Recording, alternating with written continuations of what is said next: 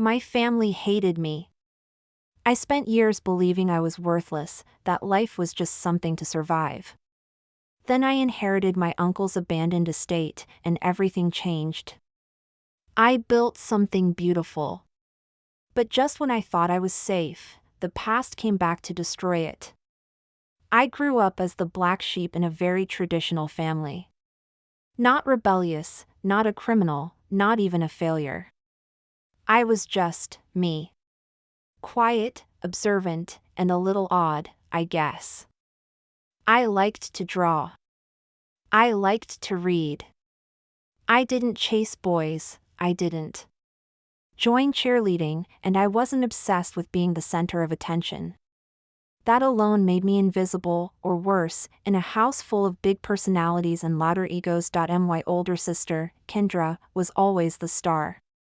Blonde, perfect skin, perfect GPA, head cheerleader, and eventually a lawyer. My younger brother, Tyler, was the baby, and the rules never applied to him. I was the one who got yelled at for not cleaning up, even if it was someone else's mess. I was the one who got called lazy if I spent time drawing instead of doing something useful. I was also the one who got the smallest room, the hand-me-downs, the cold leftovers no one wanted. Our parents were complicated. My mom was emotionally manipulative in a way that took me years to understand. If I cried, I was too sensitive. If I stayed silent, I was cold or rude. My dad? He barely looked at me unless I was in trouble. But oh, he doted on Kendra like she was the second coming. I got a job at 15 to save for college. No one helped me. Kendra? Full ride to the Ivy League, all paid by our parents. Tyler? They bought him a car when he turned 17. Me? I took 2 buses to get to work and barely scraped together enough to apply to a local community college. Still, I survived. I graduated. I worked retail, then design jobs. I lived in crappy apartments. I stayed away from them as much as I could. They didn't care. Every time I showed up for a family event, it was, "Oh, still working part-time? You should get a real job, sweetie. You're so artsy, I always forget you're one of us." Fast forward to 2 years ago. My mom's uncle, Uncle Ray, passed away. He was this mysterious old man who had lived on a huge ranch outside of town. We weren't close. I only met him a handful of times as a kid. He liked to paint and had this giant library full of old books and weird clocks. I loved it. I would sit there for hours when we visited. I thought he barely remembered me. Apparently, I was wrong. After his death, we all got invited to a reading of his will. My parents, Kendra, Tyler, all smugly assuming they were going to get land, money, maybe even his house. Instead, the lawyer announced that everything, the house, the land, the assets, and his 6-figure savings account, was left to me, only me. The room went silent. I still remember the sound of my mother choking on her own spit. Kendra's face turned the color of spoiled milk. Tyler actually laughed, like he thought it was a joke. It wasn't. I just sat there, stunned. The lawyer handed me a letter from Uncle Ray. In it, he wrote, "I see you, kid. Always have. You were the only one who actually listened when I spoke. Who looked at my art like it meant something. I know they treat you like an afterthought. You're not. You're the future. This is yours now. Build something better." I cried when I read that. Quietly. Nobody noticed, they were too busy yelling at the lawyer. What followed was a full-scale war.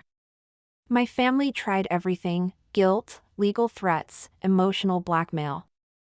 You wouldn't have met him if not for us.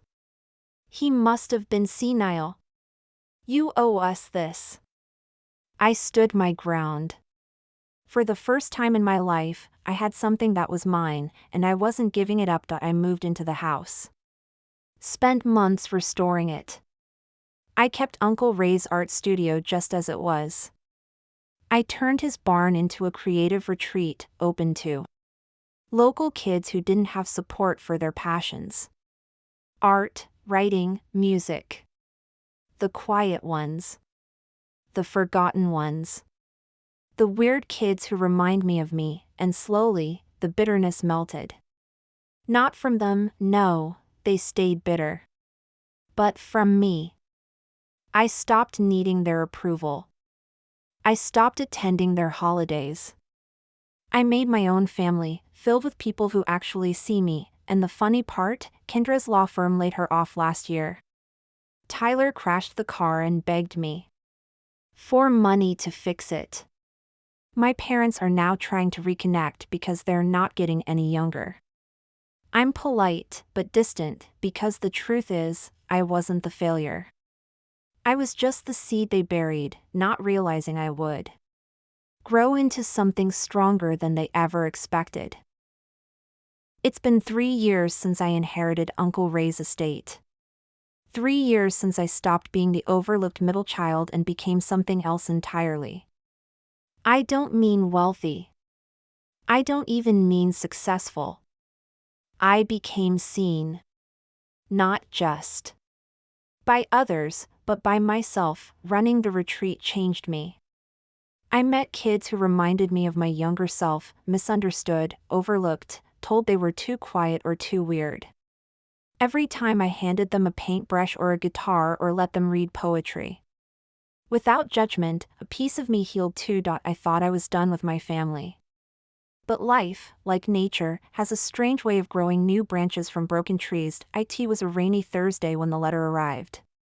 Not an email. Not a text. A real letter, written in neat cursive on creamy paper, sealed with wax, from Margaret Davies. My grandmother. I hadn't heard that name in over a decade. We weren't close. She was my father's mother and lived across the country. I only met her once, at a Thanksgiving when I was 10. I remember she smelled like lavender and old wood, and her eyes looked through people instead of at them. The letter was brief. Dearest Emily, I have recently come to understand the injustices you've endured. I'd like to speak with you. There are things you don't know. Things you should know. Please come. M.D. I should have tossed it. But something about the careful handwriting, the fact that she'd taken the time to write me, made me pause. I waited 2 weeks. Then booked a flight. Margaret lived in a Victorian house surrounded by dying trees and silence. She opened the door. Herself. Time had withered her, but her eyes were still sharp. She didn't hug me. Just stepped aside and said, "You look like him." Who? Ray. Inside, the house was a mausoleum of old money. China cabinets, dusty portraits, velvet curtains. She led me to a sunroom with faded cushions and poured tea like it was still 1950. Then she started talking. She told me things I never expected to hear. That my mother had tried to keep me from Ray, thinking he was a bad influence. That Ray had insisted on seeing me, even secretly sending me books and letters my mother never passed on. That my father had once told Ray I wasn't his kind of girl, too strange, too soft. That Ray had argued, fought, and disowned parts of the family over how they treated me. Margaret had watched from a distance. Guilt etched itself into every line on her face. I didn't protect you. I thought keeping the family together mattered more. I was wrong. Then she handed me a KEY.TOA safety deposit box. Inside the box was a sealed envelope addressed to me. In Ray's handwriting, a thick legal document, a flash drive, a painting. I opened the envelope first. My dearest Wildflower, if you're reading this, it means Margaret finally did the right thing. I left something behind. Not just money. The truth. I recorded everything. your father's schemes, your sister's manipulations, even what they tried to do to my estate. You have proof now. Do what you will with it. Or don't. But know this, you were always worthy. Love, Ray. The legal file showed attempts by Kendra and Tyler to contest the will illegally. The flash drive contained video recordings, voice memos, even threats. The painting was a self-portrait of Ray, standing in a field of wildflowers. One bloom, mine, painted in brighter color, standing taller than the rest. I had choices. I could bury it all. Let the past stay dead. Move on, continue running the retreat, living my peaceful life. Or I could dig it up, expose them. My therapist, Marla, asked, what does justice mean to you? It meant closure. Not revenge. I didn't need to destroy them. I needed them to know. So, I mailed them copies, the audio of Kendra mocking my grief. Tyler joking about changing the will behind my back. My father's cold statements, she doesn't need anything. She has nothing to offer. No threats. No lawsuits. Just truth. Silence followed, weeks passed, then I got an email from Kendra. I don't expect forgiveness. But I do feel shame. That's something, right? Tyler never responded. My parents sent a single-line email, we hope you're happy. The retreat thrived. More kids came. More quiet voices found their place. We expanded. Started offering scholarships. Opened a gallery. One day, a girl named Lila showed up. 9 years old. Big glasses. Always drawing monsters. Her mom told me, she doesn't talk to anyone. Until she found your videos online. She said, she was weird too, and she made something beautiful. I cried that night, not from sadness. But from something deeper. The wildflower wasn't just surviving anymore, she was planting seeds. Epilogue, the reunion a year later, my grandmother passed away. I attended the funeral. Wore black. Spoke at the service. I talked about forgiveness, about legacies, about turning pain into power. My family watched from the pews, silent. Afterward, my mother approached. Her voice shaky. I didn't know how to raise someone like you. I looked at her. That's okay. I raised myself. Then I walked away, into the sun, toward the retreat, toward home. It's been nearly a year since I inherited Uncle Ray's estate and walked away from the family that never really saw me. Life has been different. Peaceful, mostly. Quiet mornings with coffee on the porch. Afternoons spent teaching local teens in the converted art barn. Evenings filled with paint, books, or just the company of people who care. For the first time in my life, I've felt grounded, but peace, I've learned, is a fragile thing. It can be shaken loose not by storms, but by knocks on your door. It was a Thursday when it started. Late morning, just after I'd finished a group art session. I heard the crunch of tires on gravel. Not unusual, sometimes delivery trucks get lost out here. But when I opened the front door, my heart sank. There, standing on the steps, was my father. He looked older. Grayer. Smaller, somehow. He had a worn baseball cap in his hands. Twisting it nervously. I didn't say anything. I just stared. Hey, kid, he said. His voice cracked like old wood. Can we talk? I wanted to slam the door. I really did. But instead, I stepped aside. He came in slowly, like he was expecting to be yelled at. I didn't offer him coffee. I didn't ask him how he was. I just leaned on the kitchen counter and waited. I came to say I'm sorry, he said, but I laughed. Not loudly. Just a dry little puff of disbelief. Sorry for what? Ignoring me for 28 years? Or trying to take away the only thing someone ever gave me? He winced. Both, I guess. I should have kicked him out. But he kept talking. He told me about how things at home had changed. My mom had a minor stroke. Nothing debilitating, but enough to shake them. Tyler moved out and then ghosted them. Kendra, the golden child, stopped calling after Mom refused to co-sign a second mortgage for a luxury condo, and then, he said something that froze me. I see now what I didn't back then. You were the only one who never asked for anything. The only one who just wanted to be seen. I didn't know what to say. For years, I had rehearsed this moment in my mind. The speech I'd give. The tears I wouldn't shed. But standing there, I just felt tired. He left after about 20 minutes. Didn't ask for anything. Just left a photo on the table, me, as a kid, sitting on Uncle Ray's porch, painting a sunflower. I'd forgotten it existed. That night, I didn't sleep, and the next day? The knocks kept coming. First it was my mom. Then Kendra. Then someone I hadn't seen in over a decade, my Aunt Carol, who used to sneak me sweets when no one was looking.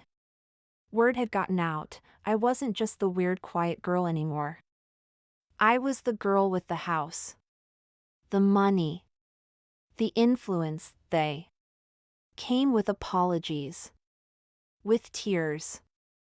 With half-formed confessions. My mom cried like I'd never seen her cry, telling me how guilty she felt for the way she raised me. Kendra claimed she was jealous all those years, afraid of how easily I found peace in solitude. Aunt Carol said she always knew I was different, in a good way. Part of me wanted to scream. Where were you when I needed you? When I was 13. And crying myself to sleep in that cold little room? When I got my college rejection and nobody even asked if I was okay, but another part of me, the part that had grown wild and strong like Ray's wildflowers, just stood quietly and listened, and then came the biggest surprise of all, Tyler. He showed up late one evening, backpack slung over his shoulder, face bruised, eyes hollow. I barely recognized him. He looked around like he didn't believe he was really there. Then he said, I messed up. Turns out he'd gotten involved with some shady people. Gambling, debt, maybe worse. He didn't ask me for money, though I knew that's what he needed. Instead, he just said, I don't know where else to go. I didn't respond right away. I just looked at him. Really looked. And I saw, for the first time, not the golden son or the baby of the family, but a broken young man who never learned how to stand on his own because he was never forced to. So I gave him a job. Nothing major, helping out in the garden, cleaning the barn, assisting with art sessions. I told him I'd pay him minimum wage, and that rent would come out of that if he stayed in the guest room. He agreed. No fight. No smugness. Just gratitude. Over the next few months, things changed. He showed up early. He worked hard. He apologized, not in one big dramatic moment, but slowly, day by day, with small acts of accountability. Fixing broken fence panels. Teaching one of the kids how to mix paint. Sitting quietly in the back of the barn and sketching when he thought no one noticed. I noticed. The others? They faded again. My mom and dad stopped visiting once they realized I wouldn't give them money. Kendra tried to pull the "you owe me as your sister" card one last time. I didn't bite. Aunt Carol stayed friendly, sending occasional cards or cookies. That felt okay, but Tyler? Tyler stayed, and slowly, we built something that almost felt like siblinghood. Real, raw, awkward, but honest. Point one evening, as the sun dipped low and cast golden light across the fields, he turned to me and said, "You saved me." I shook my head. "No. You saved yourself. I just gave you a place to try." We sat in silence for a while after that. Now, almost 2 years since I opened that door to my father, I've learned something important. Healing isn't a straight line. It loops and stumbles and circles back on itself. Forgiveness doesn't mean forgetting, but it can mean choosing peace over bitterness. I didn't get the childhood I deserved, but I got the life I built. And in that life, I found family, not the one I was born into, but the one I created from broken pieces and wild growth, and maybe, just maybe, that's the best kind. It's funny how quickly life changes once people start paying attention. After Roots and Wings, everything accelerated. Emails poured in from social workers, teachers, former attendees, even therapists wanting to volunteer. The media requests never stopped. Everyone wanted a piece of the Wildflower Retreat. That's what they were calling it now. I never meant to brand it, but somehow it stuck. We were booked solid. 6-month waiting lists. People begging for a second location. I should have felt proud, but I felt scared. Success was never the plan. Healing was. And now, it felt like the whole world was watching, waiting for me to mess it up. Then came the letter. Of course it did. This time, it was from the Department of Education.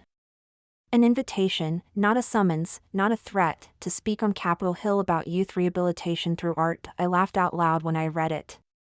Me? The girl who used to eat lunch in the bathroom.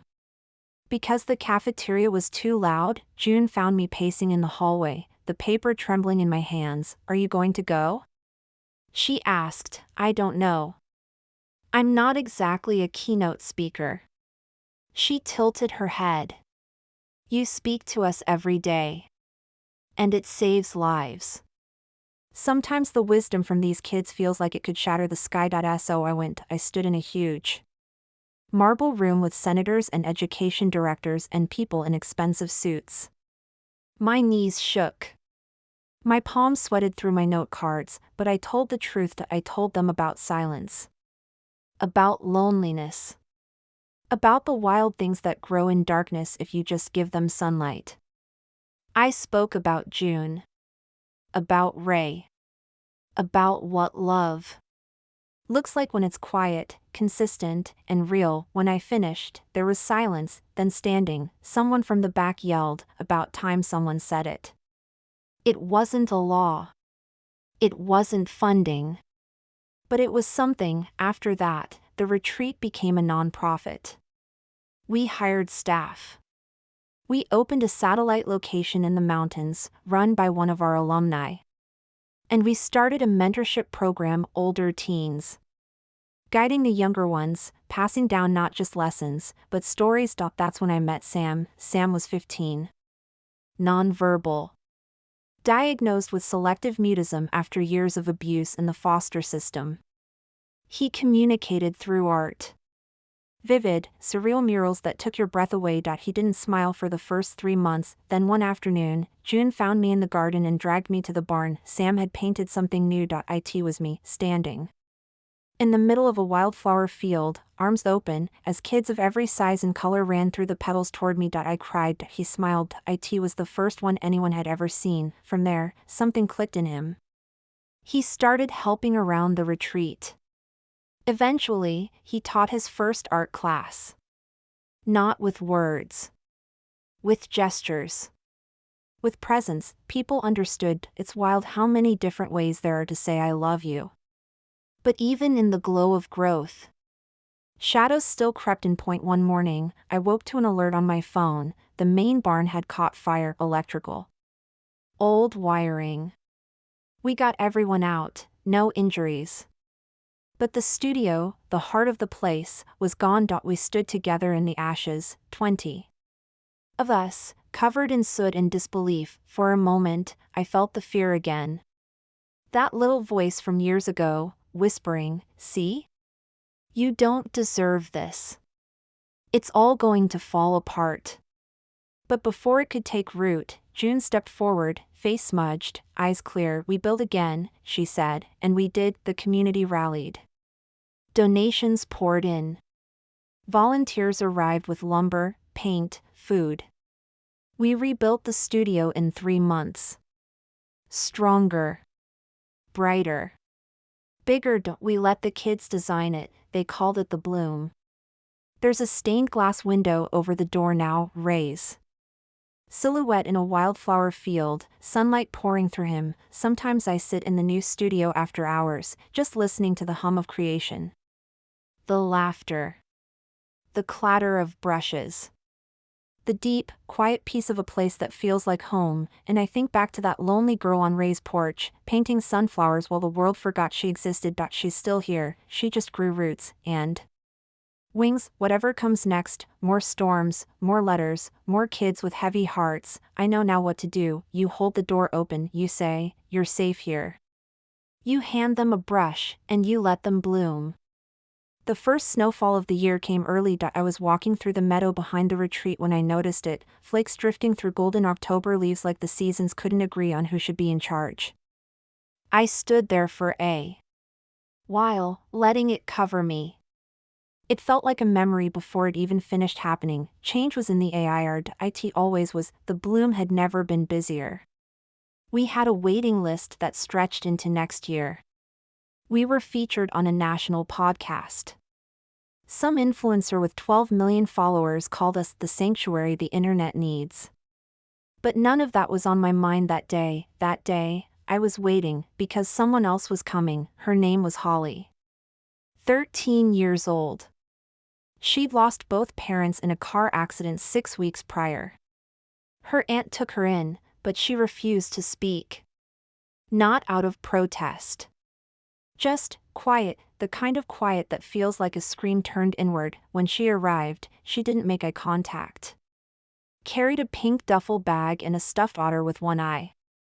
The social worker gave me a tired smile, handed me a folder, and left without much ceremony. Holly stood in the snow, staring at the building. Then she looked at me. I don't want to paint, she said. Her voice was small. Precise. That's okay, I replied. You don't have to. I don't want to talk. That's okay too. I don't want to make friends. You don't need to. Just rest. She looked confused. Like rest was a foreign concept. Like it was something she had to earn. I showed her to her room. Left her a hot cocoa. Closed the door. That night, I cried, not because of her, because I knew that silence, the kind that lives in your bones. The next morning, she joined the others at breakfast. Didn't eat much. Didn't speak, but she sat next to June, and June just nodded. No pressure. No questions, just presence. Over the next few days, Holly didn't paint. But she sat in the studio. Watching. Listening. She started carrying a little notebook. Scribbling. Doodling. Mostly flowers and clouds. One day, I passed her and saw a drawing of a girl with closed eyes, crying onto a daisy. The petals absorbed the tears and turned to stars. I didn't say anything, but I made sure to leave new markers on her desk that night. Days turned to weeks. Winter thickened. We held a light-in-the-dark event for the solstice, candles. Poetry, music in the barn. Holly didn't want to go, but 5 minutes before it started, she slipped in and sat on the floor near the back, and when Sam played a quiet melody on the old upright piano, Holly started crying, silent tears. No sobbing. Just slow release. June wrapped a blanket around her. She didn't push her to speak, she just stayed. Later that night, I found a note on my pillow. Folded carefully. Written in blocky letters. I think I want to paint tomorrow. Thank you for not making me. Holly. I held that paper like it was gold. She did paint the next day, not flowers. Not people. Just colors. Wild, swirling storms of blues and silvers. She called it the inside of my head. It was beautiful, raw, honest, and healing. We hung it in the main hall. She smiled when she saw it up there. Didn't say anything.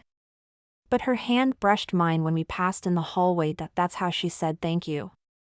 A few weeks later, her aunt came to visit. She stood stiffly in the kitchen, scanning the room. She's different, she said. Calmer.